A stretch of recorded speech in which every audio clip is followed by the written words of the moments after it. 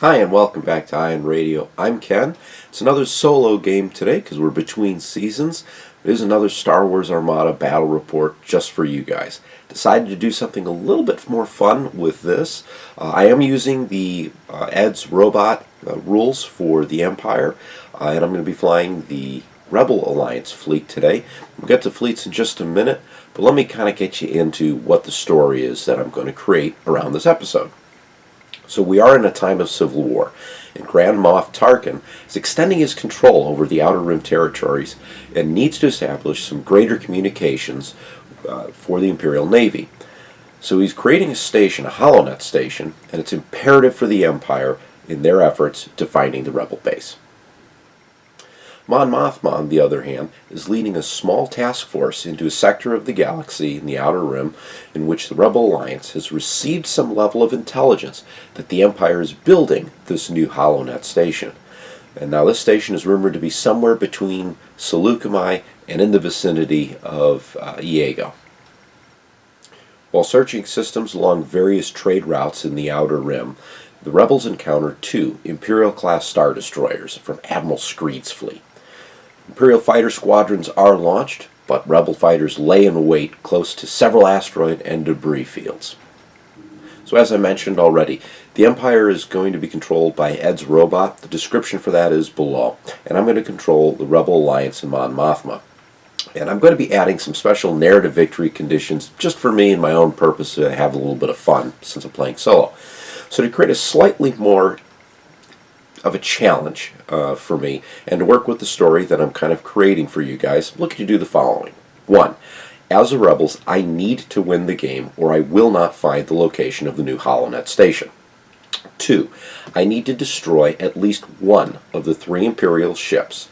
So that's one of 2 Star Destroyers or a Gazanti cruiser. And finally, more for giggles, I'm going to have to protect HWK 290 Squadron as there are some Special Alliance intelligence officers on board. So because I am playing solo, and again to just try and have a little bit of fun, all the fleets are fully thematic. So for example, ISDs are ISD-1 because we're in that time frame of the Star Wars universe, and all of them are equipped with XX-9 Turbolasers because that's what ISD-1s have. And then for some extra little Easter egg type fun, all of the Imperial squadrons are generic and they're based off the standard complement of TIE fighters for Imperial Star Destroyers that you would find in Legends. Alright, so let's get to the fleets and then to the action. Coming in at 399 points is Admiral Screed's fleet. Screed is on an Imperial 1 class Star Destroyer with reserve hangar deck, expanded hangar bay, and XX-9 Turbolasers. The second ISD is also an ISD-1, also equipped with reserve hangar deck, expanded hangar bay, and XX-9 Turbolasers. Rounding this out with the Gazanti class cruiser, it was able to fit into the list, and we need to control some squadrons. For squadrons, we have 8 generic TIE fighter squadrons, 2 TIE interceptor squadrons, and 2 TIE bomber squadrons. For the Rebels, also coming in at 399 points, Mon Mothma is going to lead her task force on a Nebulon-B Escort frigate equipped with linked turbolaser towers and the Salvation title. We have 2 Nebulon-B Escort frigates, both equipped with linked turbolaser towers. And I'm finishing this up with 2 GR-75 medium transports. First one has Leia Organa and boosted comms. And the second GR-75 medium transport has Torrin Farr and boosted comms. Moving on to squadrons. Nora Wexley in her Y-Wing is leading this entire wing. We have with her a Hawk 290 squadron, 2 X-Wing squadrons, 2 Y-Wing squadrons, and 4 A-Wing squadrons. There's a tie in terms of points. Both fleets are at 399, rolled off, and the Rebel side won the roll-off. They've elected to go second. Empire is given the following choices: Most Wanted, Fighter Ambush, and Hyperspace Migration. Given the options, they're going to go with Fighter Ambush.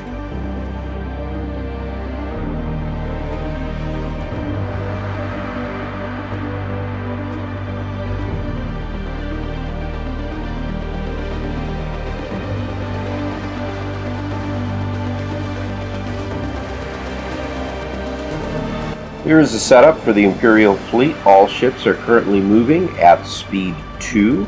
We have a bunch of TIE fighters all deployed. Most of those are coming in right here, along with some interceptors in the middle and bombers on the far right. Hope is just to take out a bunch of these rebel ships. The rebels have set up a Nebulon-B gun line. Salvation, which is also Mon Mothma's ship, is right here. We've got a scattering of fighters, mostly deployed to protect against all the individual TIE fighters. All ships are moving at speed 2, the exception being Salvation, hoping to make a quick run at speed 3 to get an early shot.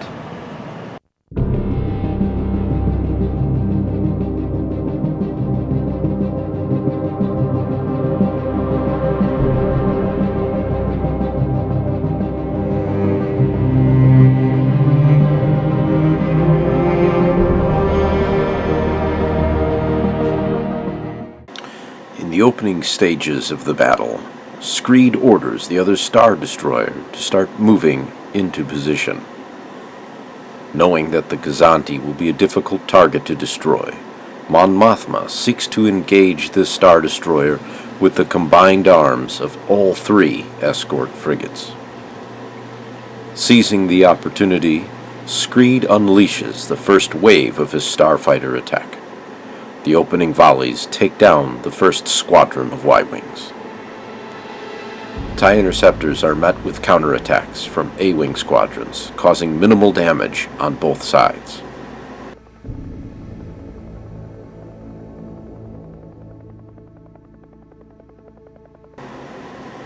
Rebel transports and Torren Farr start their own attack, doing little against the superior numbers of Imperial fighters.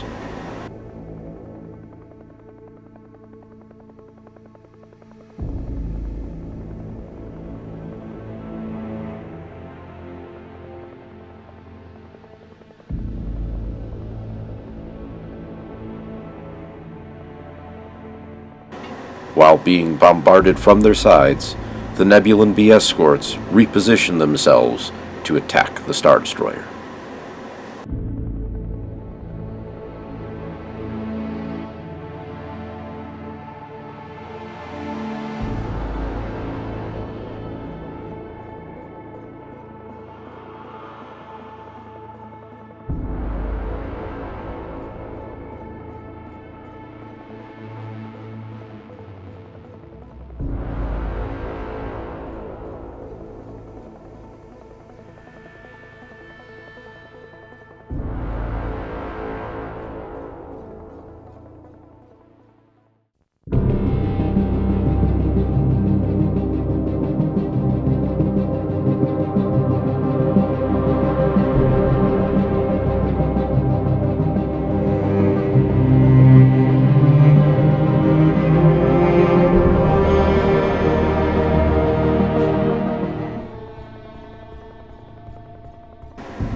Screed has the second Star Destroyer push the squadron attacks, taking out enemy squadrons and positioning bombers to attack the 4 sections of Salvation.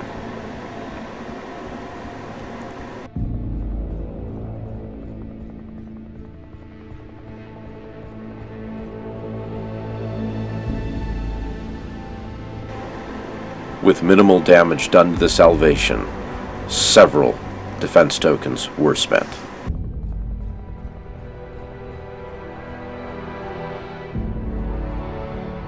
As the first series of attacks against the Star Destroyer continued to exhaust their tokens, Screed furthers the attack against the rebel squadrons.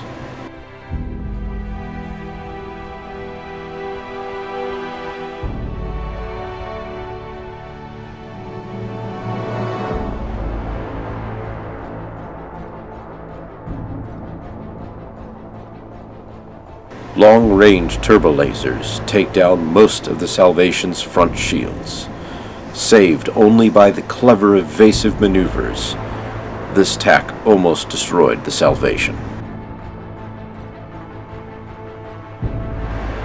Salvation returns fire, doing little more than token damage to both ISDs, before deciding to ram into one.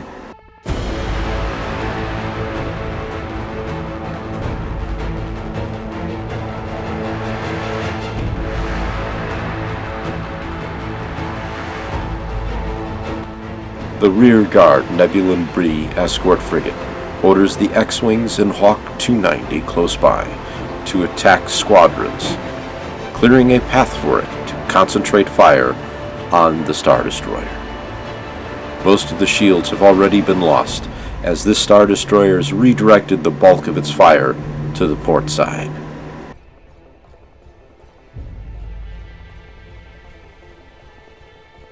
On the left flank of the battle, the transports continue to work with the A-Wing squadrons against the potential fighter threat. Imperial Reserve hangar decks come into play multiple times, releasing reserve fighters into the battle.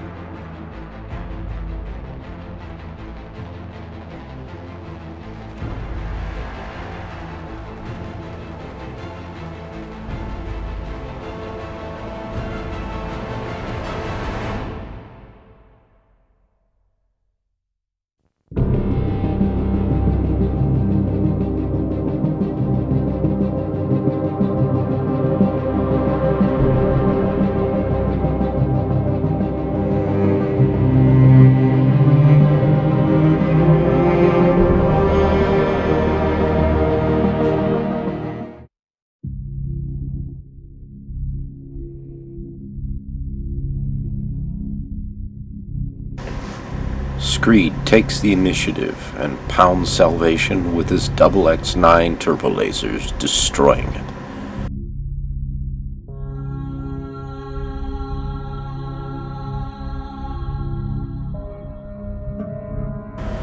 The remaining Nebulon-Bs continue their onslaught against the second Star Destroyer, doing what little they can to overcome its defenses.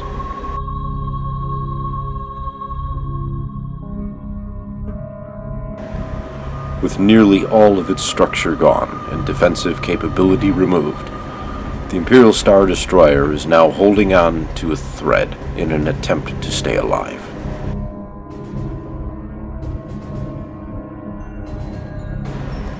Imperial squadrons continue to attack, destroying more of the rebels' A-Wings and bombing the side of both escort frigates. In retaliation, the Imperial Star Destroyer hits both frigates. Critical damage begins to appear as shots get through the shields. Controls are damaged, and crews panic. Intent on destroying one Star Destroyer, the rebellion is unwavering in their response.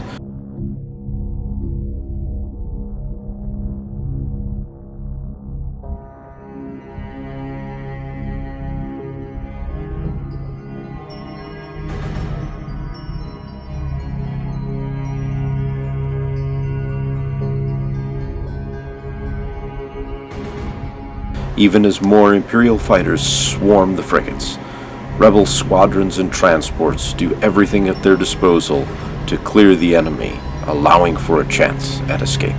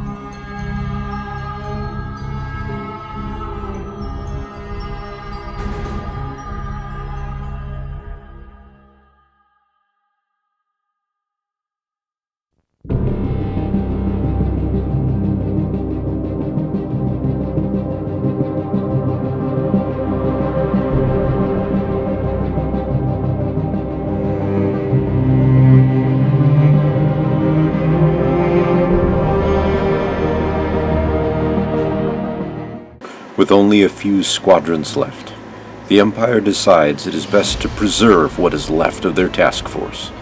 A final volley against the closest Nebulon-B results in almost certain destruction. However, with luck on the rebels' side, the escort frigate was able to stay alive to continue the fight.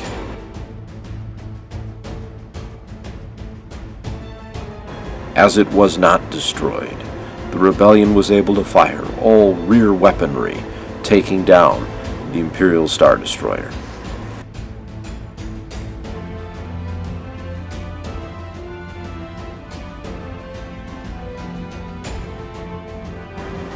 Screed begins to recognize that this fight is nearly lost and attempts to salvage what he can by firing at transports and the squadrons. The remaining rebel forces flak at nearby squadrons before moving as quickly as possible away from Screed's fresh Star Destroyer.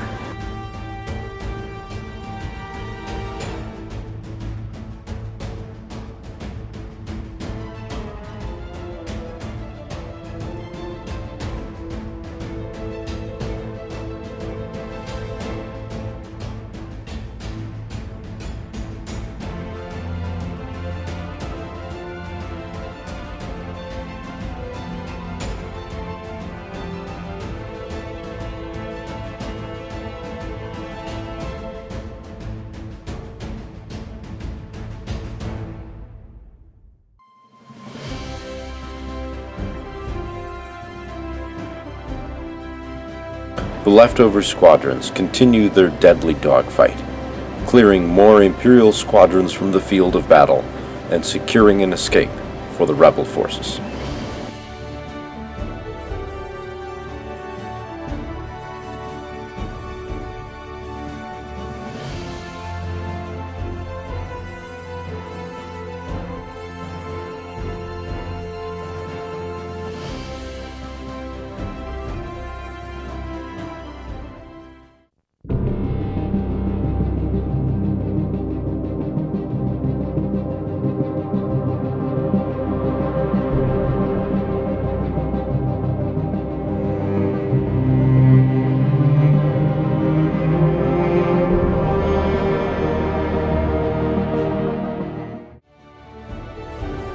In the final moments of the battle, outside of a few squadrons fighting, all capital ships moved around in an attempt to jump to hyperspace.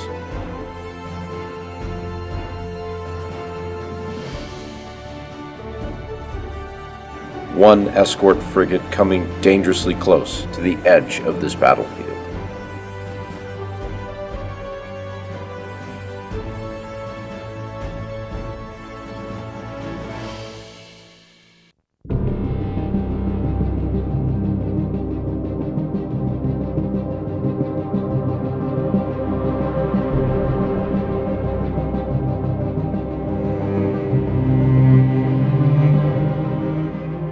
Nebulon-B frigate failed to stay within the field of battle, hyperspacing away prematurely.